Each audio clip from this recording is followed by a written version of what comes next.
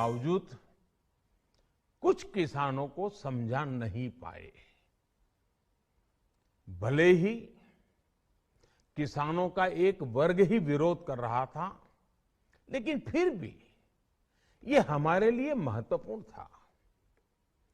कृषि अर्थशास्त्रियों ने, वैज्ञानिकों ने, प्रगतिशील किसानों ने भी उन्हें कृषि कानूनों के महत्व को समझाने का भरपूर प्रयास भी किया।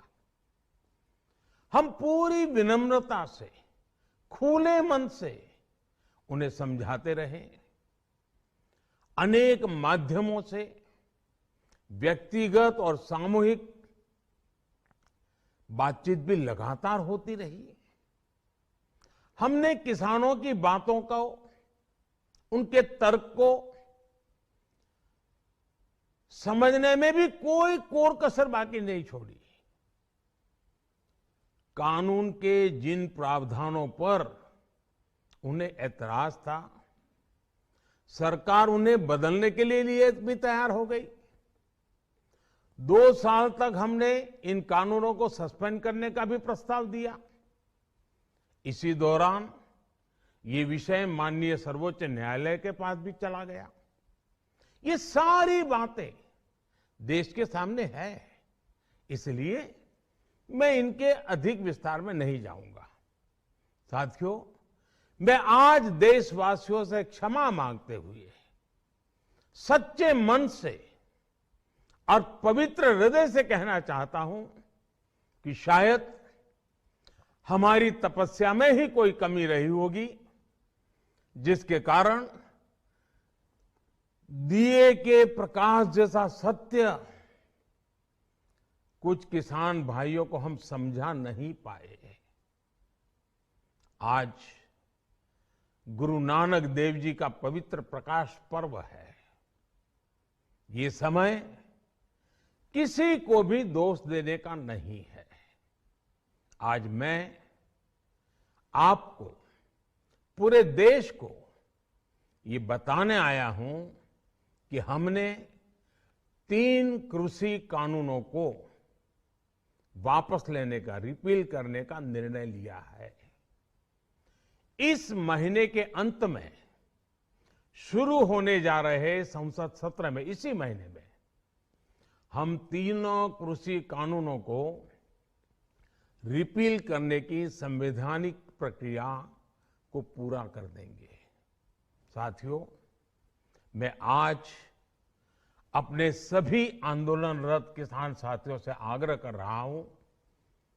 आज गुरु पर्व का पवित्र दिन है।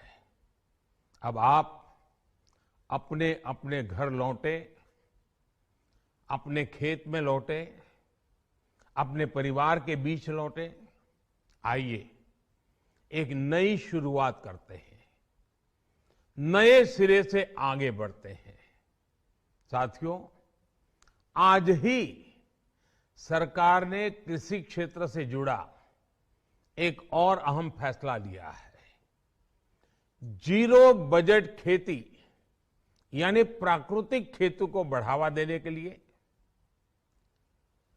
देश की बदलती आवश्यकताओं को ध्यान में रखकर क्रॉप पैटर्न को वैज्ञानिक तरीके से बदलने के लिए एमएसपी को और अधिक प्रभावी और पारदर्शी बनाने के लिए, ऐसे सभी विषयों पर भविष्य को ध्यान में रखते हुए निर्णय लेने के लिए एक कमेटी का गठन किया जाएगा। इस कमेटी में केंद्र सरकार, राज्य सरकारों के प्रतिनिधि होंगे, किसान होंगे, कृषि वैज्ञानिक होंगे, कृषि अर्थशास्त्री होंगे। साथियों, हमारी सरकार किसानों के हित में काम करती रही है और आगे भी करती रहेगी। मैं गुरु गोविंद सिंह जी की भावना में अपनी बात समाप्त करूंगा।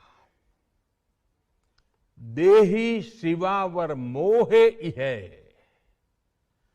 शुभ कर्मन ते कबहू न टरो। हे देवी, मुझे ये वर दीजिए कि मैं शुभ कर्म करने से कभी पीछे ना हटूं।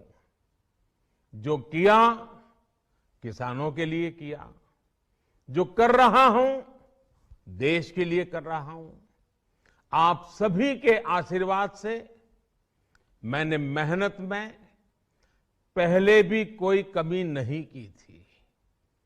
आज मैं आपको विश्वास दिलाता हूं कि अब और ज्यादा मेहनत करूंगा ताकि आपके सपने साकार हो सके, देश के सपने साकार हो सके। आपका बहुत बहुत धन्यवाद। नमस्कार।